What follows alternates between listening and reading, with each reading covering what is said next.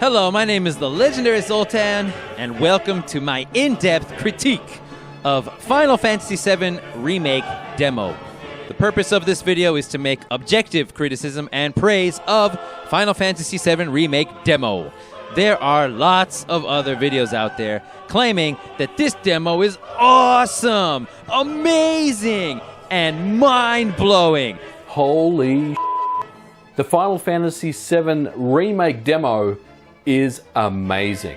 Characters are cool, graphics are awesome, the mechanics engaging. It is truly wonderful. Obviously, Final Fantasy VII Remake looks, sounds, and feels incredible. It's pretty good. Wow, that was so good. Bring it. My body's ready. Like, holy shit, it's stunning. Look at the hair now! Jesus! This looks ridiculous, man! Oh my god. Oh my god. Oh my god. Oh my god. But I won't be doing that. I won't be fanboy wanking all over it, nor will I be an FF7 purist and hate all over it for the changes it makes. I just want to provide as many objective statements as I can about the game to counter all the opinion content out there. Whether or not you like the game or care about the issues I bring up is, of course, up to you. My opinions about this demo may not apply to the full game, so take this as a review of just the demo. It can still give you some insight about what to expect from the full game in terms of quality, and maybe help inform your decision to buy it or not. Let's get started. Final Fantasy VII Remake Demo is a demo of the upcoming console RPG Final Fantasy VII Remake, which is a remake of Final Fantasy VII. See how objective and factual I am? Let's start with the music. The music tracks in this remake are all orchestrated versions of the original Final Fantasy VII soundtrack. The songs are all very recognizable, but they all have a lot more layers thanks to all the orchestration and a lot more variation thanks to the cinematic nature of this game. While the jump in sound quality compared to the original is undeniable, there is still a chance you'll like some songs less in this version. For example, I love the opening song much more this time around because I find that the powerful part, where the melody comes in, is even more powerful than in the original.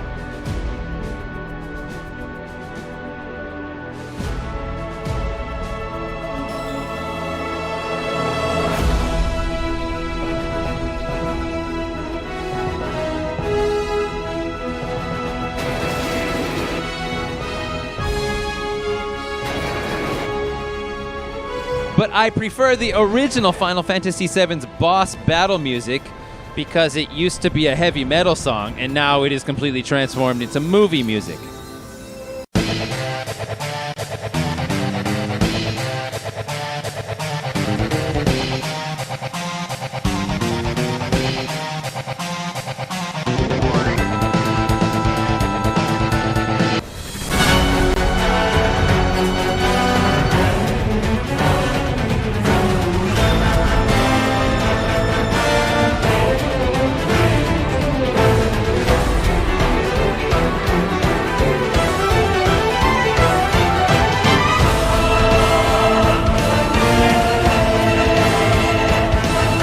I mentioned there being more variations. One type of variation you can hear in this demo is a more subdued version of themes so that they can play in the background during cutscene dialogue.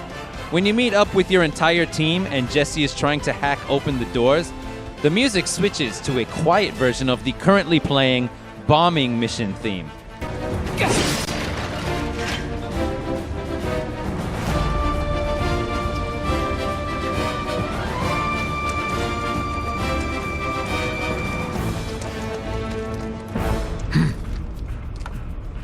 So what's Soldier Boy's deal? Is he one of us now? He's got balls, this, what was his name again? Cloud Strife. Right. And he isn't a soldier anymore. Still, he's a professional, unlike the rest of us. I'm glad to have him. If you approach the scene right when a crescendo is happening, you can tell where they switched the music track. It's not a hard cut, but a rapid fade that was noticeable but didn't bother me personally. I was more impressed with the way they repeated one of the quiet parts of the song on the fly, so that right after Barrett is finished talking to Cloud, the music kicks up again for the scene with Cloud looking up at the reactor. Wedge.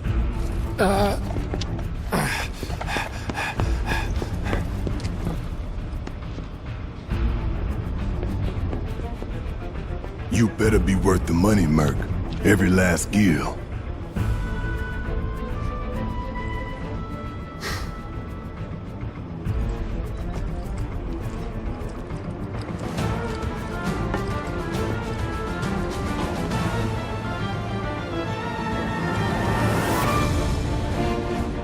Another good example of how the music has been altered is the Mako Reactor theme. The original had a keyboard part, but once again the non-orchestral instrument has been removed. The melody is now played by a quiet string section in the background, while President Shinra is having a meeting with the head of public safety, Heidegger.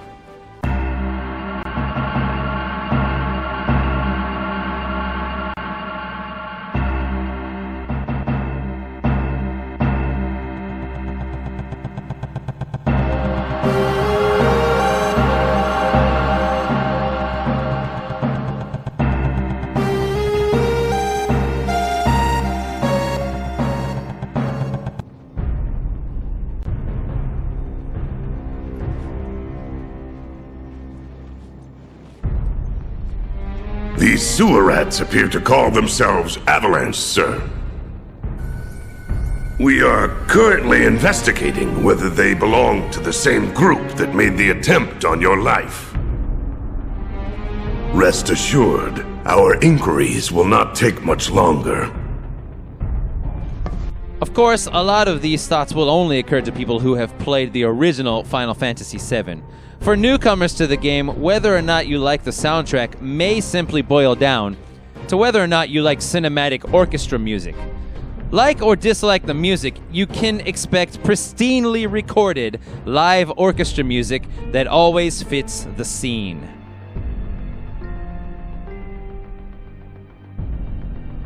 After choosing to start the game, you must choose a camera control scheme, but they don't define the terms. Does inverted camera controls mean press up to look up or press down to look up?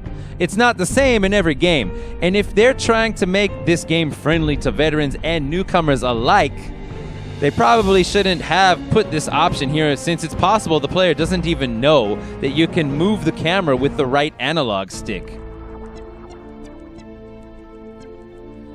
The graphics and lighting in the game are very detailed. The entire opening looks like a pre-rendered video, but I think it is running in the game engine because the scene finishes showing the back of Cloud, and then immediately, with no cut in the video and no visual downgrade that I can detect, you are in control and playing the game. The concrete, the plastic cones, the brick wall, the metal train, the tiled floor, Cloud's sword, Cloud's hair, Cloud's shoulder guard, Cloud's shirt all look hyper-realistic. They don't look at all like repeating 3D textures. They look like they were handcrafted. Cloud's appearance changes realistically as he passes by various colored light sources. Even when your sword strikes create flashes of light, it can be seen on Cloud, the enemies, and the environment. Objects that can be moved are affected by light as well. For once, a game's graphics actually look just like they did at their E3 announcement.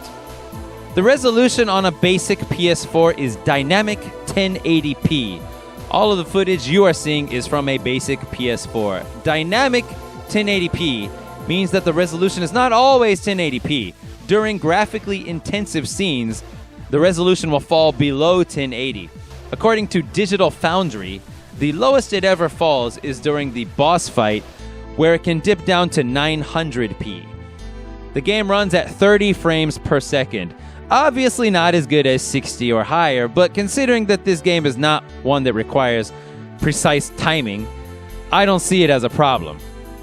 To throw a subjective opinion onto the end of this graphics analysis, my favorite thing about the graphics is Jesse's boob armor. That thing gets me really excited to play this game. So far we've talked about the music, the title screen controls, and the graphics. I don't really plan to cover much in terms of story. I am mostly concerned with presentation and gameplay. But before we go into how the game plays, check out this one little nitpick. The guards just run right past Barrett. They only care about Cloud. You guys came down that staircase way in the back. You could have shot both of us. Also, the guard that is knocked out on the ground can't be searched to find a potion like you could in the original. Just thought I'd mention it. Okay, the first major gameplay aspect of Final Fantasy VII Remake demo that I want to talk about is actually not the battle system, but the way the game teaches you to play it. The in-game tutorials. The tutorials freeze the action and pop up as text boxes on the screen to teach you the mechanics of the game. They are absolutely horrendous. They pause the game every time they pop up. There are many of them. They interrupt battle by popping up even mid-swing. They are redundant with other on-screen button prompts. And they don't always teach you something where you actually need to use it. And some of them explain concepts so basic that they insult the player's intelligence. Ready for some examples? Before and during the second battle against security officers, you get pop-ups about the ATB gauge. I'll talk more about the ATB gauge later for people who don't know what it is. There is one tutorial for how to charge it and another for how to use it.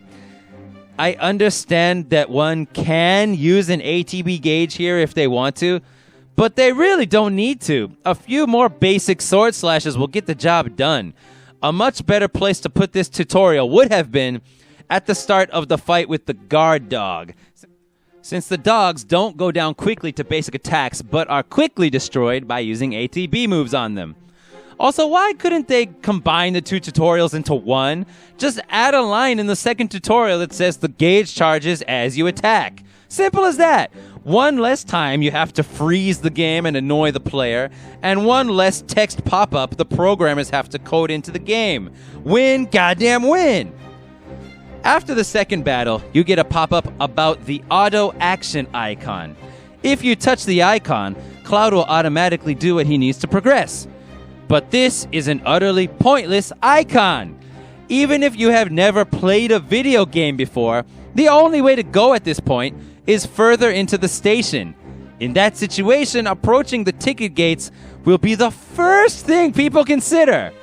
And you don't even have to be anywhere near the icon for Cloud to automatically jump across to the other side anyway. You can approach the gates from anywhere and he'll just do it. On top of that, the icon is an arrow. It's the universal sign for go here.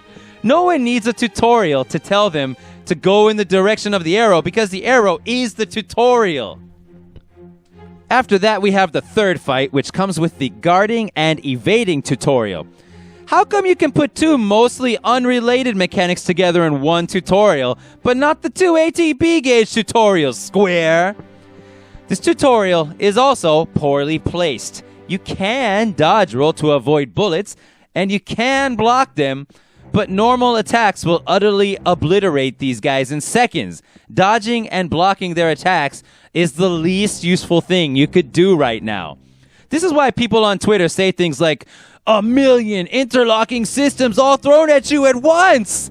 It's not that there are actually too many systems. It's that they teach you them in places where there's no point in using them. Thus, the player doesn't fully understand the value of each maneuver before being presented with the next one. Then, there is the treasure chest tutorial, telling you to press the triangle button to open treasure chests. I might be fine with this tutorial if standing near a chest didn't already have a button prompt to press the triangle button. A button prompt, just like an arrow, is supposed to be used in lieu of tutorials. You don't need both. And who in this world ever needed a tutorial to tell them that if you see the word hold, it means you need to hold the button down?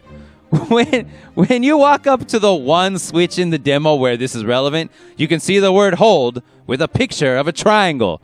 Who in their right mind wouldn't think to try holding down the triangle button in that instance? Ridiculous! While we're on the topic, why do we even need to hold down the button in order to flip this switch anyway? The purpose of holding down a button for an extended length of time to move something in the game is to increase immersion. It is to simulate a longer-term application of strength by the character. It's so that you don't just press a button once and then an animation that takes 20 seconds to complete plays out with you just sitting there waiting. For example, you might only need to press a button once to have your character press an elevator button in the game, but you might have to hold the button down while the character pushes a heavy stone button. The time that you're holding the button reflects the time it takes to push that heavy stone button. But in FF7R demo, a gauge fills as you hold the button, implying the Cloud is charging up strength, even though he's just standing there completely frozen, and then he flips the switch as easily as a pancake. There is nothing about waiting for that gauge to fill that has improved the experience. All it did was waste a few seconds of my time. Then there is the tutorial that tells you that you can break open Shinra containers for items. Instead of taking control away from the player again, why not just move a batch of containers from over in the corner to the middle of a battlefield, where they are very likely to be hit by Cloud's sword during a fight? If the player somehow doesn't hit them, it's no loss since they just contain potions, ethers, and stupid Moogle medals. The contents of these containers are randomly generated. You aren't really going to put anything important in them, are you, Square Enix?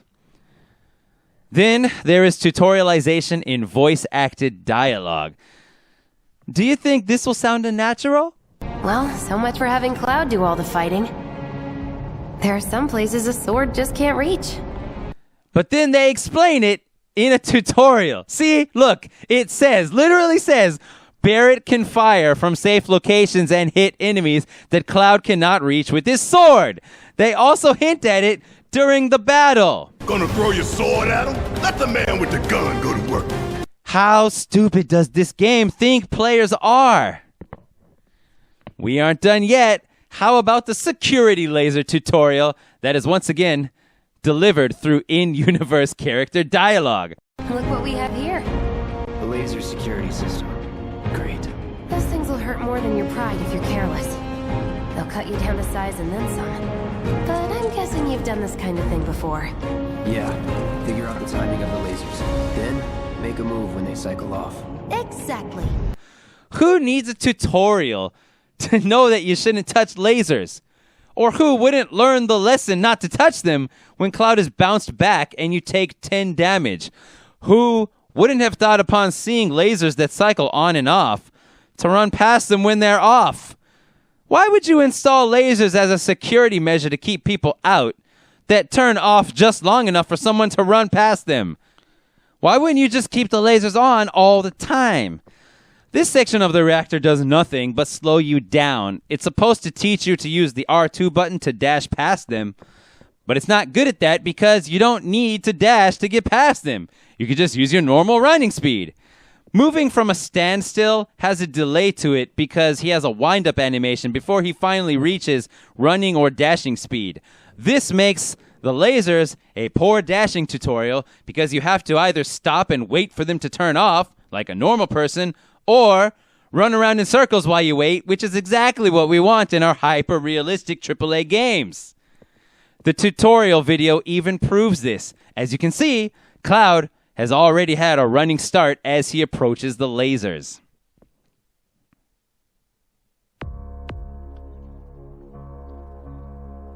Alright, let's get to the battle system now. I would say the battle system is the most important thing in a JRPG, since that, combined with the character progression system, dictates the challenge. And assuming this is anything like the original FF7, fighting battles will be the vast majority of your actual playtime. Actual, meaning the time you spend actually controlling the game and not watching hilarious cutscenes. Why, you shit! Whether or not a battle system is good will be determined by whether or not it works. Now stay with me here because I'm going to explain the entire battle system, and then we will know how to decide if it quote-unquote works. In FF7 Remake Demo, you can take a wide variety of actions in battle. You have two characters, Cloud and Barret.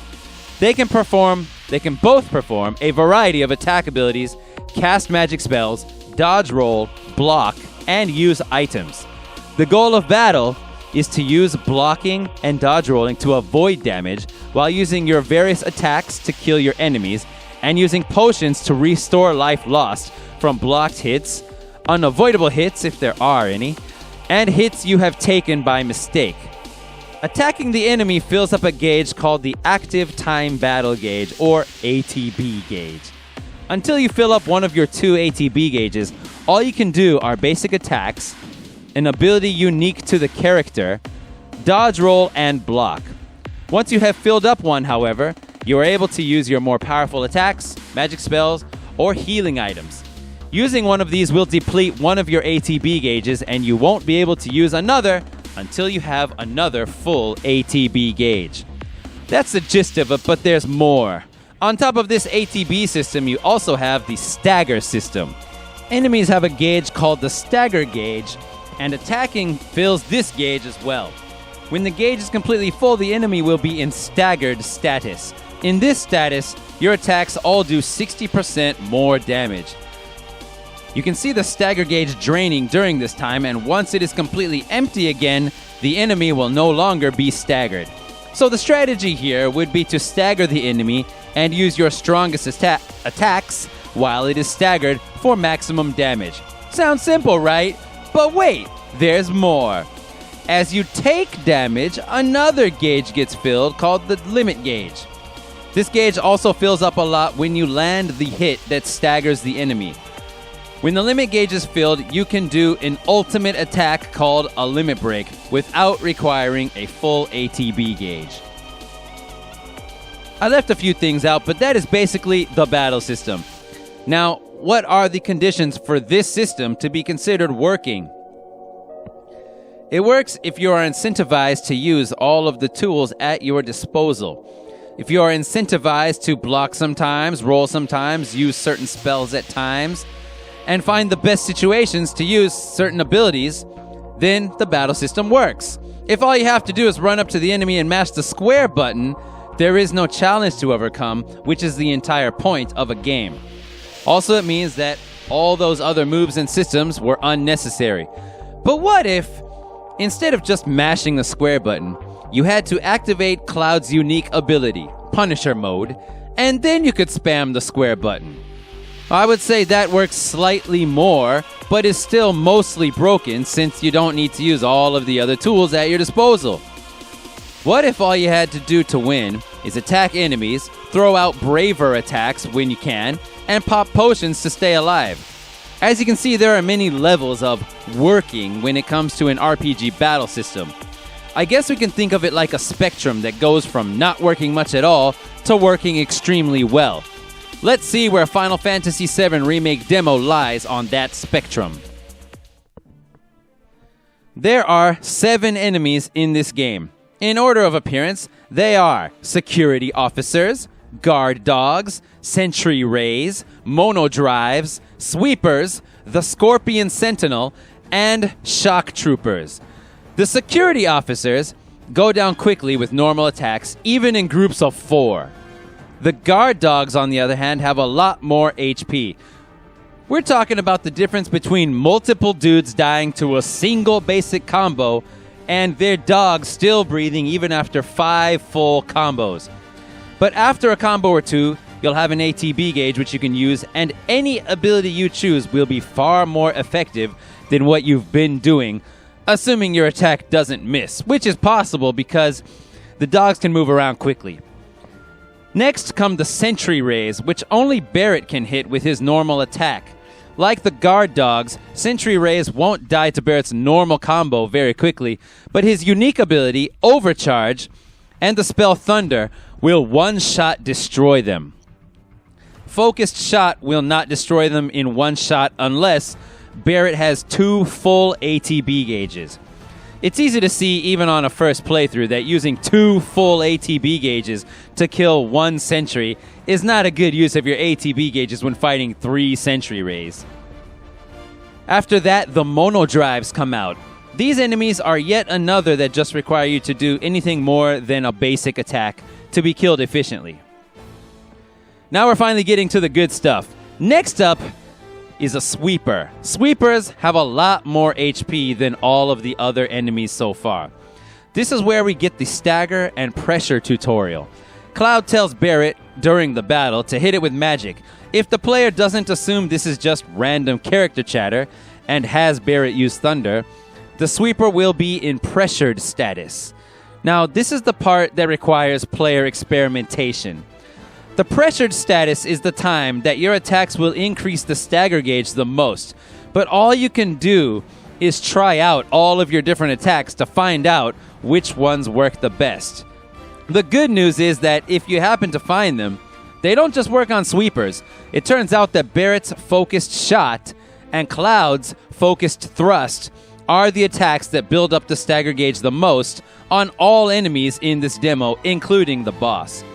So now we know how to pressure the enemy, what attacks work best to fill the stagger gauge, and the tutorial has told us that once the enemy is staggered, we can use unique abilities to refill our ATB gauges faster.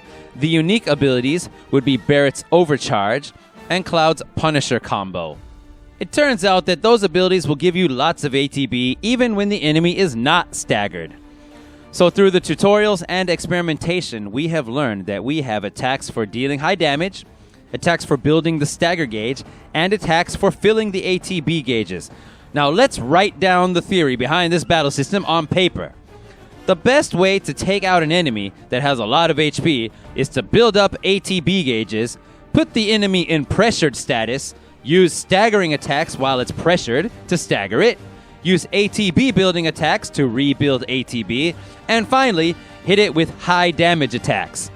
That's the theory of this battle system on paper. And you know what they say. It sounds good on paper, but in practice, ... So let's see how all of this plays out in practice against the boss, the Scorpion Sentinel. The Scorpion Sentinel has become widely criticized as taking way too long or being too difficult, especially for Kotaku employees. I didn't feel it was too difficult, but it did feel like the battle went on forever during my first few playthroughs. The boss has 4 phases, lots of different attacks, lots of hit points, can deal good damage to you, forcing you to use ATB for healing. And every time the boss changes attack phases, the stagger gauge is reset. A simple way to make this boss a bit shorter could have been not resetting the stagger gauge.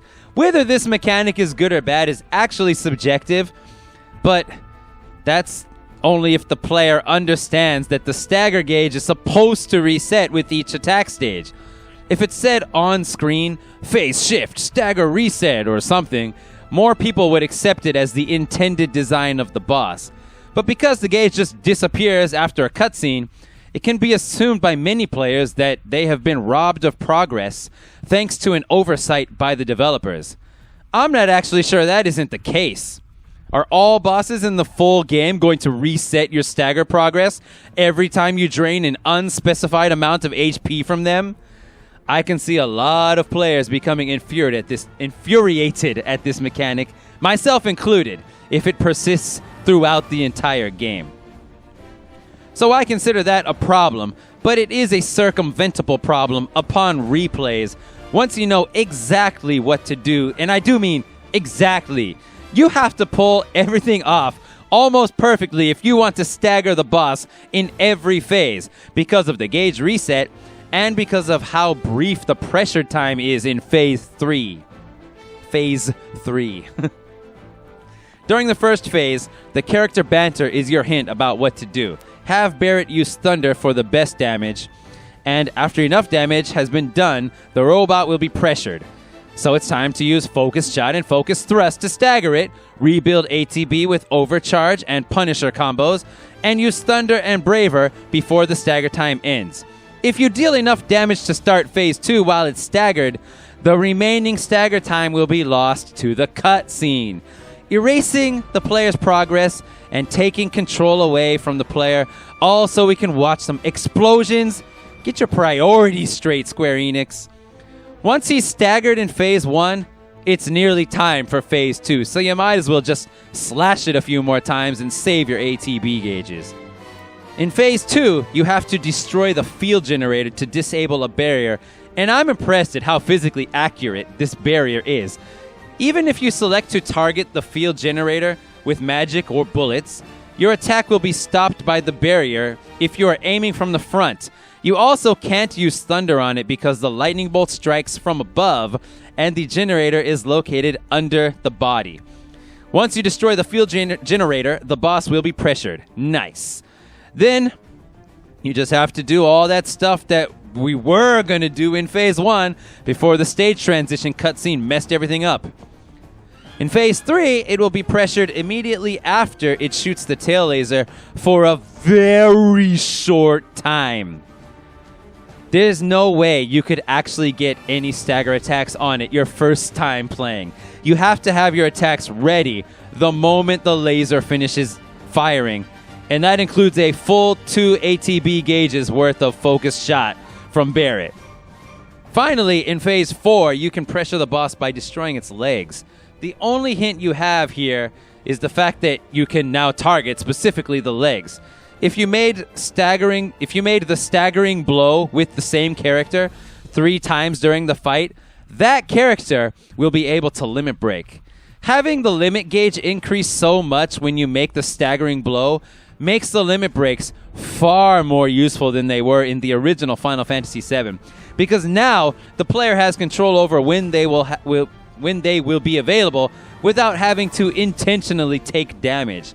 Plus, it increases the chance of the enemy being staggered while you have the limit break, allowing the player to pull off the ultimate damaging attack, a limit break on a staggered enemy. Cloud's limit break on a staggered Scorpion Sentinel will do over 1,200 damage. Fighting the Scorpion Sentinel in this way and taking full advantage of staggering attacks and ATB building attacks will end the battle much faster than how everybody who is complaining about it being too long fought it. I was in that camp at first too, but now I know that the reason I felt like it was too long was because I wasn't using all of the tools provided. Now there are videos on YouTube of people annihilating the Scorpion Sentinel in under 3 minutes and winning the battle without taking a single hit. The last enemy you fight is the Shock Trooper. This enemy moves quickly and dodges your normal attacks. The best way to take care of these guys is by entering Punisher mode and blocking until they attack you. When Cloud is in Punisher mode, he can't block projectiles, but he can still block melee attacks, and when he does, he automatically counterattacks. Counterattacking a Shock Trooper deals great damage, greatly increases their stagger gauge, and they cannot dodge it. They should have put the blocking tutorial and the counterattacking tutorial right here. As you can see, this combat system greatly favors being offensive. You need to attack to build ATB, to pressure most enemies, and to stagger them. The only time blocking is the best course of action is in order to counterattack. You may have noticed that I still haven't mentioned where to use the dodge roll. That's because there is no situation that incentivizes it. You can use it to dodge attacks if you want, but even during the boss battle, it is far more efficient to learn the most effective offensive strategy than it is to learn how to dodge all of Scorpion Sentinel's attacks, because putting it under pressure status immobilizes it for at least a short time, and if you can stagger it in that time, it will be immobilized further until the stagger gauge drains to 0, or a cutscene starts playing. Now that we have analyzed the battle system and how we can use it against every enemy in the game, we can see that nearly everything works as intended. If you don't want to spend ages on the boss, you need to use a large variety of attacks at specific times. You need to use Barret to hit out-of-reach enemies. You need to block and counter shock troopers. And you can use potions to restore lost HP. Nearly every ability you have will get its moment to shine, with the exceptions being Barret's steel skin ability, the dodge roll, and grenades. That is, of course, for players who are playing the most efficiently. It may be your preference to use an ability like Steel Skin and the dodge roll, and it may prove to be a working strategy. Grenades, on the other hand, are just freaking stupid. Don't use grenades. A lot of players were worried that this would be just a button masher with no strategy required, myself included. I'm happy to say that this is not the case. This battle system works. But here's the thing. It only works for people who try to find the best possible strategy.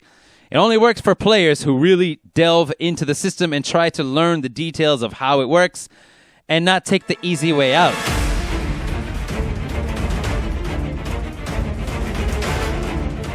The easy way out?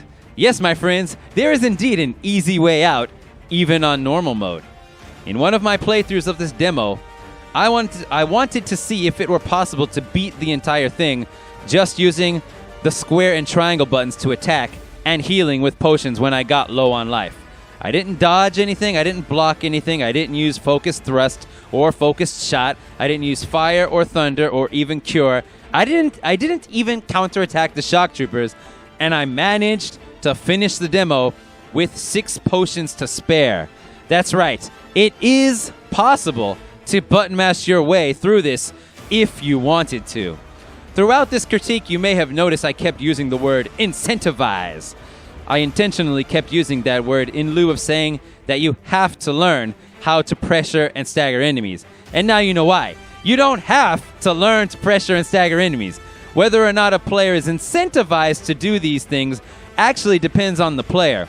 The boss battle taking too goddamn long was incentive enough for me to learn all the intricacies of the battle system, but it might not be for Chris Kohler. I can forgive this demo for being easy because it is the tutorial dungeon of a 40-hour JRPG. I just hope all the bosses in the full game can't be beaten like that.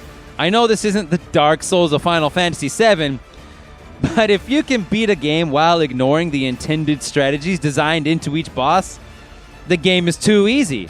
Having death be the consequence of poor strategy would be the perfect penalty for this game. It would force the player to realize that they have to do something differently, and when you die, you are allowed to retry the battle without having to retread earlier ground.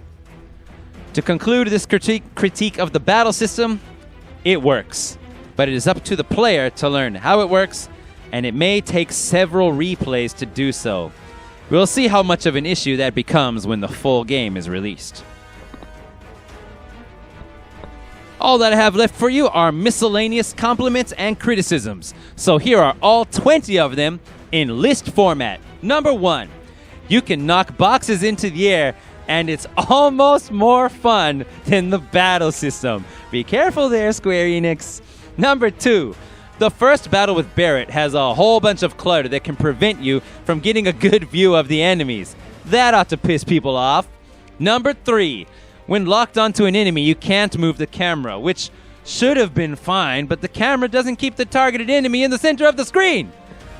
Number 4, the camera being located behind the player, as it is in almost every game ever made these days, adds an element of genericness to the game. It also means that you have to spin the camera around to see where you're going every time you turn a corner. This means you'll be looking at blurry in-motion areas often, instead of the work of art that is the design of the Shinra reactor. I know we weren't going to get a shot-for-shot remake of the original FF7 reactor, but I'll say what I always have to say about this type of camera. Pre-programmed camera angles are always superior to free cameras. Program some goddamn camera angles into the areas and capitalize on the impressively designed environments. Number 5. There is an option in the menu to change the camera distance. It ranges from 1 to 3, with 3 being the farthest away.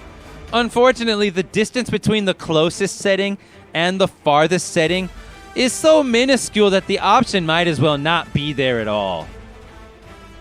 Number 6. I don't know exactly why it happens, but there are times when not locked onto enemies that you can attack facing the opposite direction of the enemy.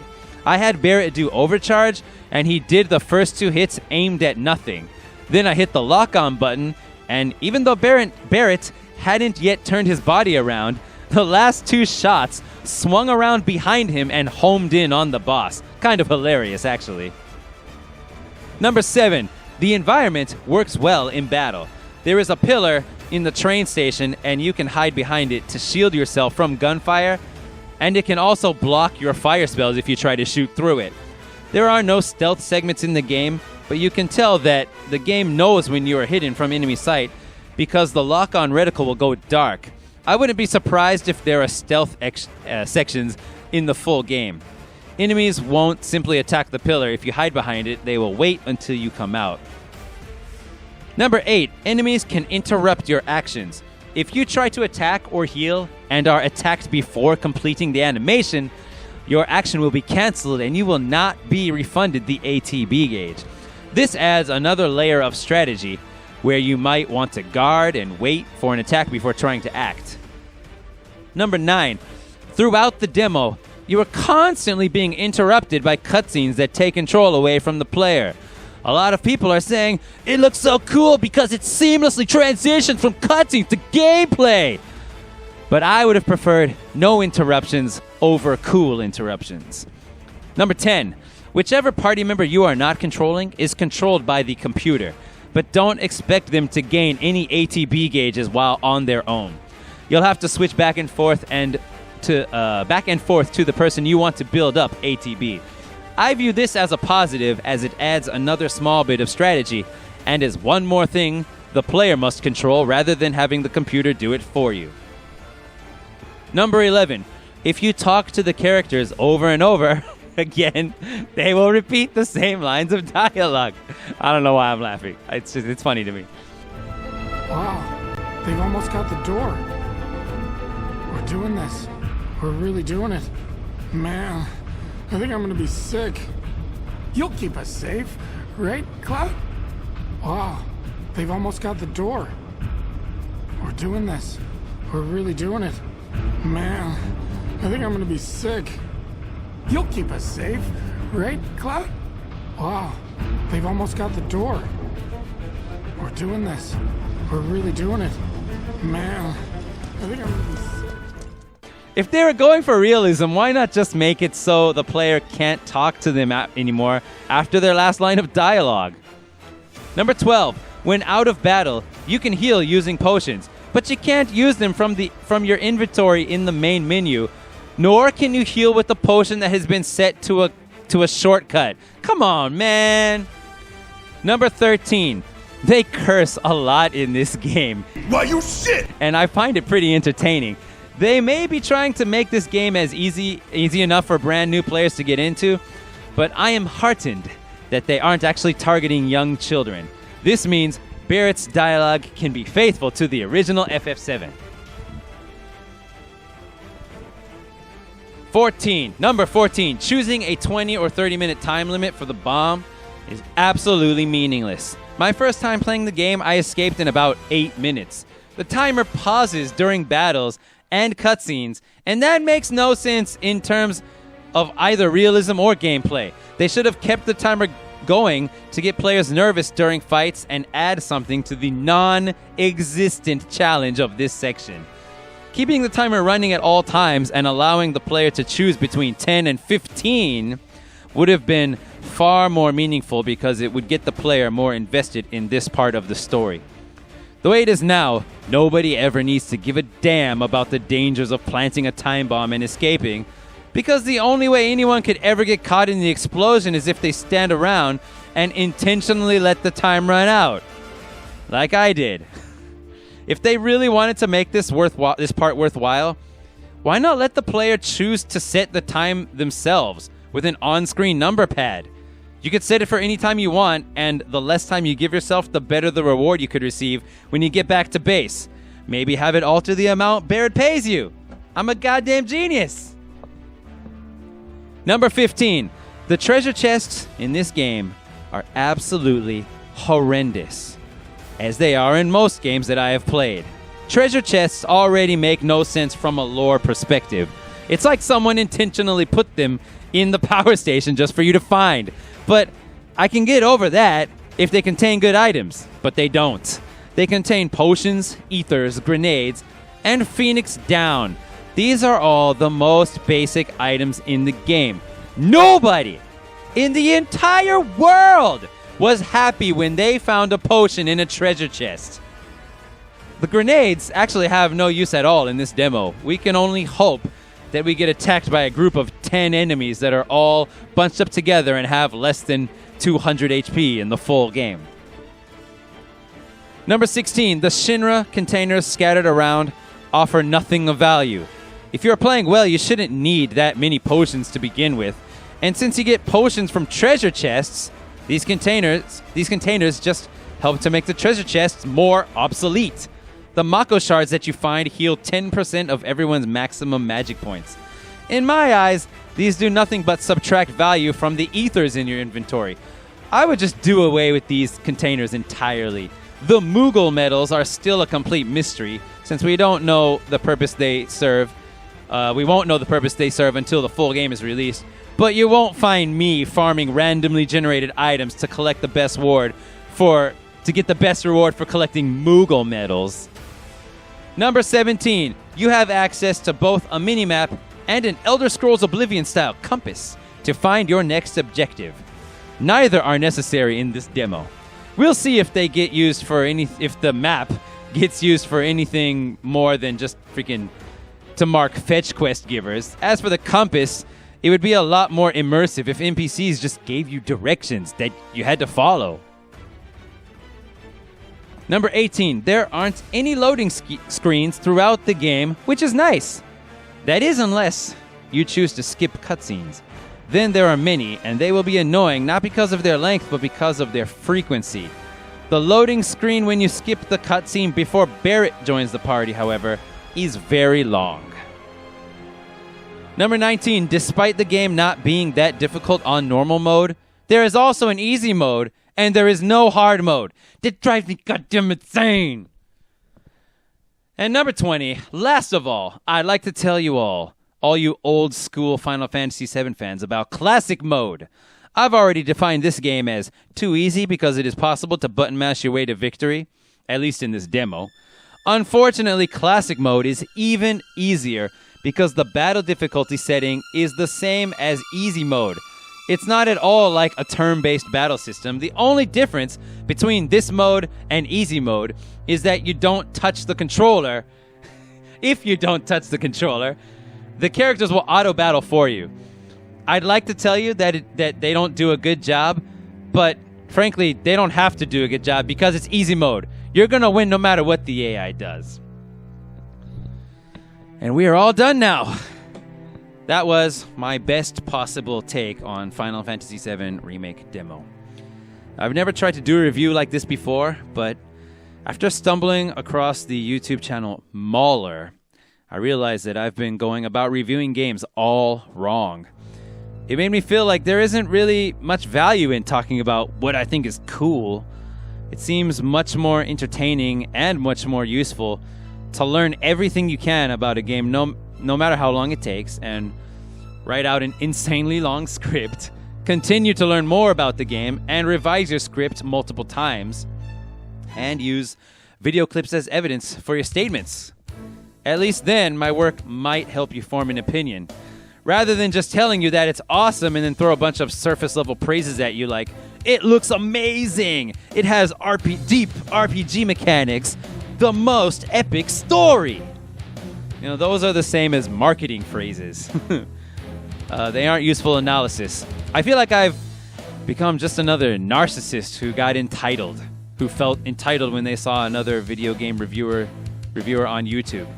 I put out whatever I wanted to put out. I told myself that my opinions are as interesting as anyone else's, and, felt like I deserved to be watched just as much as those other guys. But then I watched Mauler's 10-hour Dark Souls 2 series and realized that I don't know anything about reviewing games. Anything. I must be the worst game reviewer ever. So I made this as a first attempt to be more like Mauler. That means more objective. I'm not trying to copy his style, although I guess I kind of did. I'm sure it's pretty bad, to be honest. But to be honest, I have no idea how it is bad. But even if I were to find out that it's terrible, this is the best review I have ever written. It lacks the comedy of how I used to review things, which could maybe return once I've developed my style. But until someone brings some information that I missed to the table, we can say that here are a bunch of objective statements about the Final Fantasy VII Remake demo, and here is video evidence to support them. It was sheer luck that I was able to make this. Thanks to all the sickness going around, the last 3 weeks of public school out here in Japan were canceled, and I had a lot more free time than usual. So I played that demo about 10 times so that I could learn everything I need to know to decide for sure if this battle system actually works, if it's a button masher, or if the boss battle is too long. Doing that and writing this long-ass script and then revising it a couple of times took freaking forever. And I imagine that after I finish recording this monologue, compiling all the video clips will take forever as well. But I feel pretty motivated. I feel pretty motivated the whole way through because I know I have made something that has some value. There aren't many people who are willing to do this much work for one video because they want that YouTube algorithm preference, and YouTube favors quantity over quality. Also, diving this deeply into a game was something of an escape from the negative side of gaming. Nothing upsets me more than all the censorship that happens these days in and outside of games. I often have the thought to just give up gaming because of all the politics behind it, but it is my favorite entertainment medium and I can't seem to give it up. But doing this type of analysis to decide whether or not the game is objectively well made or not kind of transcended that for me. I can forget about whether or not Tifa was censored and just think about if it's good or not. I don't know, we'll see how long that lasts, just typing about it and now talking about it, kind of making me think about it more and more.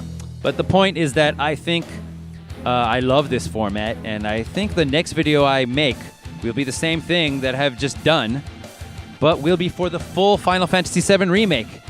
I cannot begin to imagine how long this will take me. My full-time job and 2 children will be back in full swing once April gets here, and we're talking a 40 or so hour-long game instead of a 1-hour demo. And I also have to start going to the gym again because I am getting huge. I am the largest I have ever been in my entire life, and I can't go to the gym during this free time because of the sickness, and I have 2 children to worry about. So I'll say that it will take at least 6 months. Hopefully, doing this analysis of the demo will greatly lessen the amount of work I have to do on the full game, but we'll see. I want you all to sit tight and look forward to it, and when it finally comes out, I want you all to sit tight and look forward to it, and please watch it when it finally comes out. This has been the legendary Zoltan. Take care of yourselves while I'm away, and I'll be back to show you what I was able to make in all that time. See you.